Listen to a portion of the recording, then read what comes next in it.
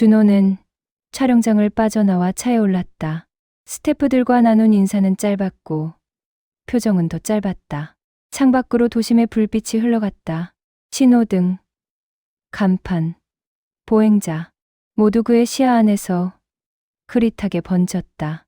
집 앞에 차를 세우고 한참을 그대로 앉아 있었다. 현관불은 꺼져 있었다. 켜두고 나온 적이 없었다. 켤 이유도 없었다. 문을 열고 들어서자 익숙한 침묵이 기다리고 있었다. 신발을 벗고 가방을 던지고 불을 켰다. 아무것도 달라지지 않았다. 거실, 소파에 앉아 천장을 봤다. 천장은 대답하지 않았다. 냉장고 소리, 시계 소리, 밖에서 들리는 차 지나가는 소리. 그 모든 게 아내가 없다는 걸 증명했다. 핸드폰이 울렸다. 정화였다. 준호야, 저녁 먹었어? 아직요. 내가 좀 만들었는데 가져다 줄까? 괜찮아요. 금방 갈게. 전화는 끊겼다. 준호는 핸드폰을 내려놓고 다시 천장을 봤다. 거절할 힘이 없었다. 아니, 거절하고 싶지 않았다. 30분 뒤 초인종이 울렸다. 정화는 반찬통 2개를 들고 서 있었다. 말없이 부엌으로 들어가 밥을 차리기 시작했다. 준호는 그 뒷모습을 보며 가만히 서 있었다. 아내와 닮은 동작이었다. 같은 손놀림, 같은 리듬. 앉아. 정화는 준호를 앉히고 자신도 맞은편에 앉았다. 밥을 먹는 동안 둘은 말이 없었다. 정화는 반찬을 더 덜어주고 준호는 묵묵히 받아 먹었다. 식사는 느렸고 침묵은 무겁지 않았다. 요즘 촬영 어때? 그냥 그래요. 힘들지? 조금. 정화는 고개를 끄덕였다. 더 묻지 않았다. 준호도 더 말하지 않았다. 설거지는 정화가 했다. 준호는 말리지 않았다. 정화가 떠난 뒤 집은 다시 조용해졌다. 하지만 조금 덜 텅 비어 있었다. 준호는 소파에 누워 눈을 감았다. 아내의 목소리가 들릴 것 같았다. 들리지 않았다. 대신 정화의 발소리가 남아 있었다. 그는 그것이 위로인지 혼란인지 구분할 수 없었다. 준호의 신작 다큐멘터리가 개봉 직전 온라인 커뮤니티에서 화제가 됐다. 하지만 좋은 쪽이 아니었다. 누군가 5년 전 해외 다큐와 구성이 유사하다는 글을 올렸고 댓글은 순식간에 수백 개를 넘어섰다. 표절 아니냐는 말이 퍼졌다. 준호는 처음엔 대응하지 않았다. 근거 없는 루머라고 생각했다. 하지만 언론이 기사를 내고 배급사가 전화를 걸어오기 시작했다. 변호사 선임을 권유받았다. 소송 가능성이 언급됐다. 촬영은 중단됐다. 스태프들은 연락을 끊었다. 준호는 집에 틀어박혀 과거 촬영본을 뒤지며 자신의 작업을 증명하려 했다. 하지만 증거는 애매했고 변명은 약했다. 그는 자신이 정말 베낀 건 아닐까 하는 의심에까지 닿았다. 준호야, 정화가 또 왔다. 이번엔 물어보지도 않고 그냥 왔다. 차를 끓이고 과일을 깎고 아무 말 없이 옆에 앉았다. 괜찮아요. 혼자 있고 싶어요. 알아. 그래도 있을게. 준호는 더 거절하지 않았다. 정화는 매일 같은 시간에 왔다. 늘 같은 자리에 앉아 차를 마셨다. 준호는 그 존재가 익숙해졌다. 익숙함은 의존이 됐다. 어느 날 밤, 준호는 술을 마시다 무너졌다. 다 끝났어요. 아무것도 안 남았어. 정화는 그의 등을 쓰다듬었다. 말은 하지 않았다. 준호는 그 손길에 기댔다. 아내가 해주던 방식이었다. 하지만 이건 아내가 아니었다. 그날 이후 준호는 정화를 보는 시선이 달라졌다. 감사는 의지로, 의지는 집착으로 변해갔다. 그는 그것이 잘못됐다는 걸 알았다. 하지만 멈출 수 없었다. 정화도 느꼈다. 준호의 눈빛이 예전과 달라졌다는 걸. 그녀는 자리를 피하기 시작했다. 오는 시간을 줄였고 말을 짧게 끊었다. 요즘 바쁘세요? 응. 좀. 거짓말이었다. 둘 다 알았다. 준호는 물러섰다. 정화는 돌아섰다. 집은 다시 조용해졌다. 하지만 이번엔 공허함이 달랐다. 상실이 아니라 경계였다. 준호는 거울 앞에 서서 자신을 봤다. 망가진 얼굴이 그를 돌려봤다. 그는 천천히 고개를 돌렸다. 정화는 여전히 왔다. 하지만 예전처럼 자연스럽지 않았다. 문 앞에서 망설이는 시간이 길어졌고 차를 끓일 때도 손이 조금씩 떨렸다. 준호는 그걸 알아챘다. 하지만 모른 척했다. 오늘은 일찍 가봐야 할 것 같아. 네. 대화는 짧아졌다. 침묵은 길어졌다. 두 사람 사이엔 보이지 않는 선이 그어져 있었다. 넘으면 안 되는 선. 하지만 그 선이 어디에 있는지는 아무도 정확히 몰랐다. 준호는 작업실에 들어가 오래된 촬영본을 꺼냈다. 아내가 살아있을 때 찍은 영상들이었다. 웃는 얼굴, 말하는 입술, 돌아서는 뒷모습. 재생 버튼을 누르자 아내가 화면 안에서 살아났다. 이거 왜 찍어? 기록용. 나 싫은데. 나중엔 고마워할 거야.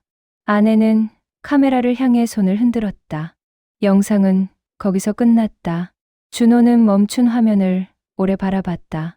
그리고 문득 정화의 얼굴이 겹쳐 보였다. 같은 각도, 같은 표정, 같은 온기. 그는 황급히 영상을 껐다. 정화도 흔들리고 있었다. 준호를 볼 때마다 딸의 남편이 아니라 다른 누군가로 보이기 시작했다.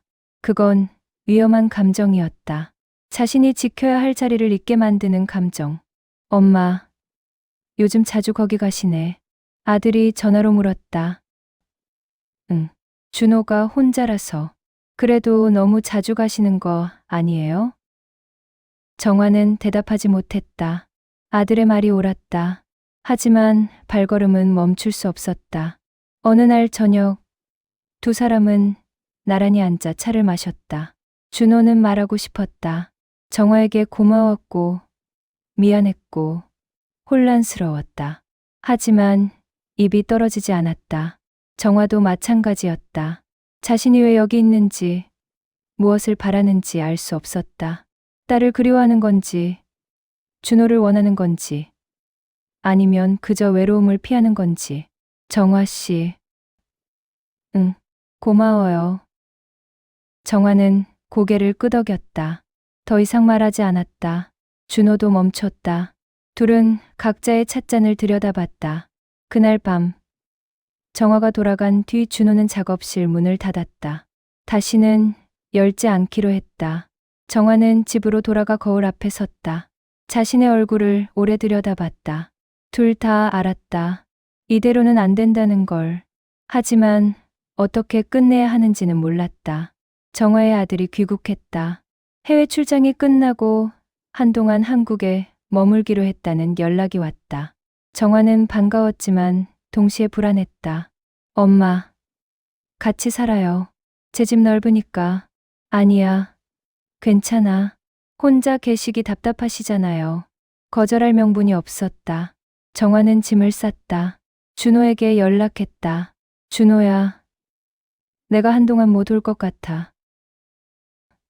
왜요? 아들이랑 같이 지내기로 했어. 전화 너머로 침묵이 흘렀다. 준호는 아무 말도 하지 않았다. 정화도 더 설명하지 않았다. 그래요. 좋은 일이네요. 응. 그래. 통화는 끝났다. 준호는 핸드폰을 내려놓고 창밖을 봤다. 비가 내리고 있었다.